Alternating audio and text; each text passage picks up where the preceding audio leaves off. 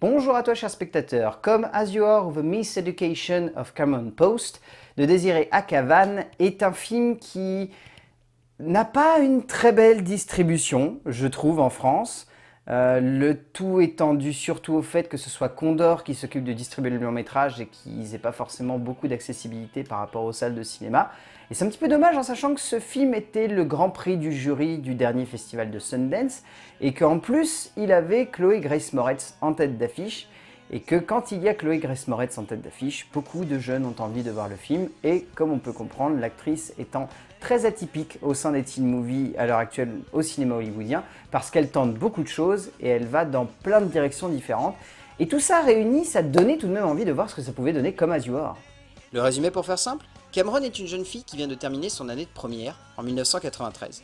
Alors qu'elle fête la fin d'année, elle va commencer à flirter de très près avec sa grande amie et amoureuse Cowley. Mais Jamie, le faux petit copain de Cameron, va les gauler et va ainsi propulser la jeune fille dans une colonie qui se nomme la Promesse de Dieu.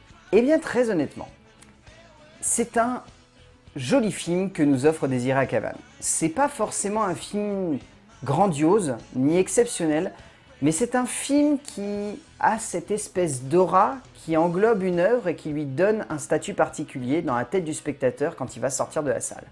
C'est le stéréotype, entre guillemets, du film indépendant parlant de l'homosexualité, mais ça arrive à dépasser ce stéréotype en étant avant tout un trip.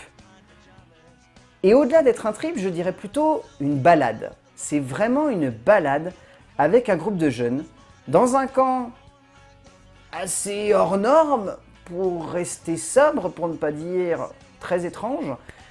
Et tout ça en fait réuni, ça donne lieu à une œuvre qui est très flottante et c'est très agréable comme sensation. On a la sensation vraiment de s'évader pendant une fraction de minutes dans un univers où on se sent en pleine découverte et en pleine compréhension, en phase même je dirais presque, avec les personnages. Et c'est très très bien d'arriver à faire ça dans le cinéma indépendant américain, avec ce genre de thématique en plus au centre, je trouve. Comme souvent dans le cinéma américain indépendant aujourd'hui, l'homosexualité est traitée avec un certain recul, car aujourd'hui, il faut bien avouer que, encore dans de nombreuses consciences, l'homosexualité est mal vue, alors que celles-ci ont pourtant bien évolué, notamment depuis la période dépeinte dans le film. Plusieurs années après sa première réalisation, Désiré Akhavan revient derrière la caméra en abordant une nouvelle fois une thématique qui lui est chère, l'incompréhension des autres sur la sexualité d'une jeune adolescente.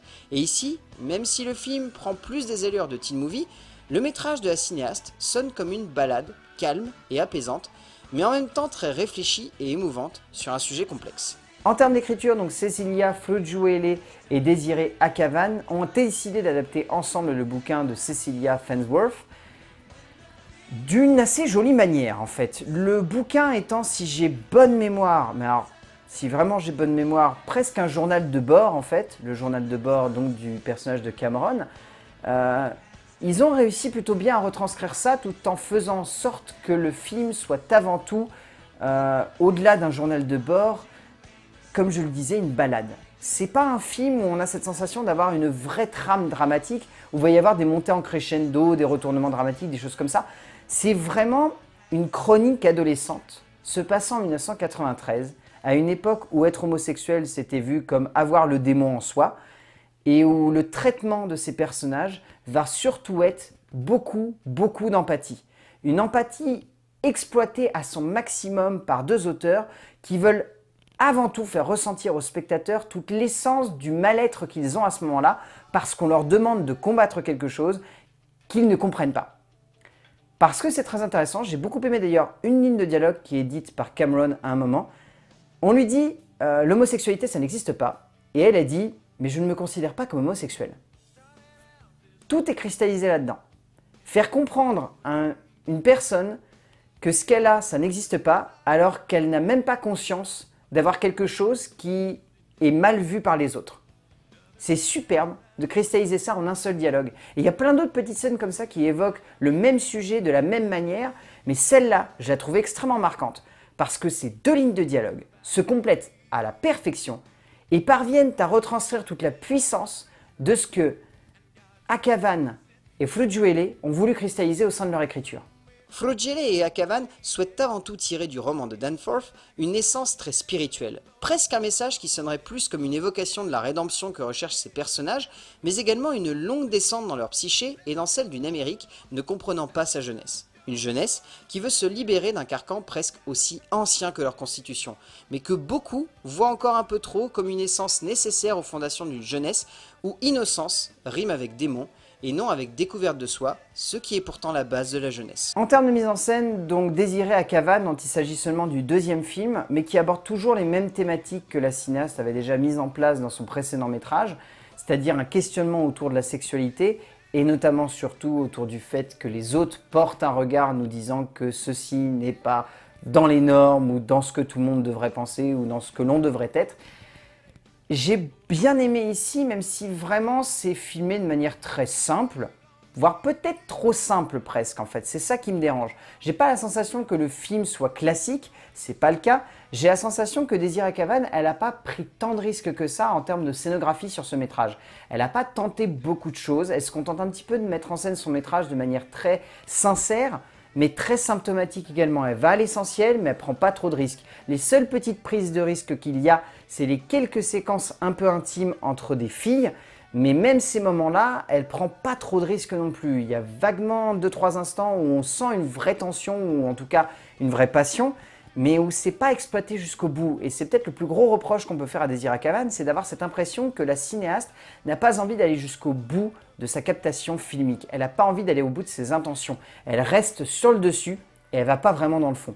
Et c'est un petit peu dommage quand on voit que par la suite, elle arrive tout de même à développer des choses intéressantes et à passer ce côté un peu trop classique entre guillemets. Si on pourra toujours voir dans le style visuel de Akavan un côté très simple, il n'en reste pas moins une essence graphique qui touche parce que la réalisatrice sait précisément où mettre sa caméra pour faire en sorte que celle-ci ait un impact sur le spectateur et non pas uniquement une fonction de mise en avant.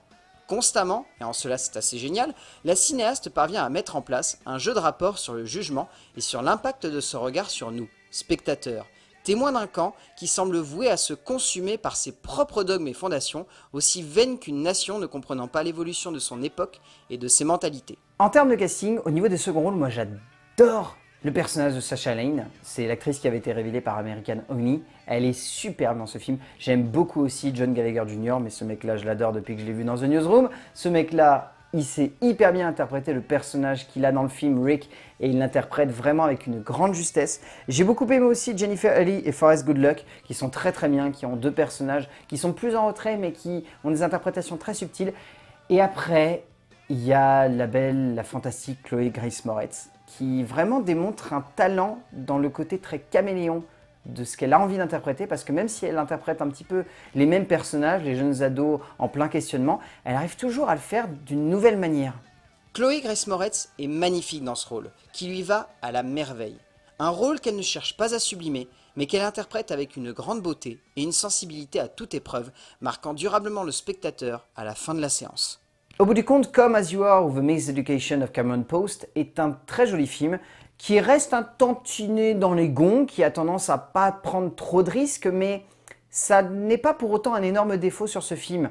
C'est simplement une jolie démonstration de la part de Désiré Akavan de comprendre un être humain, de le cerner, de l'admettre pour ce qu'il est, et du coup de ne pas le remettre en cause à cause de ce que les autres pensent de lui. Dans cette optique-là, le film a une très belle écriture, a une très belle mise en scène, un excellent jeu d'acteur. Et pour le coup, Come As You Are de Désiré Akavan, eh ben je vous le conseille. C'est vraiment un joli film, c'est rempli de bonnes idées et c'est une jolie proposition de cinéma. A plus!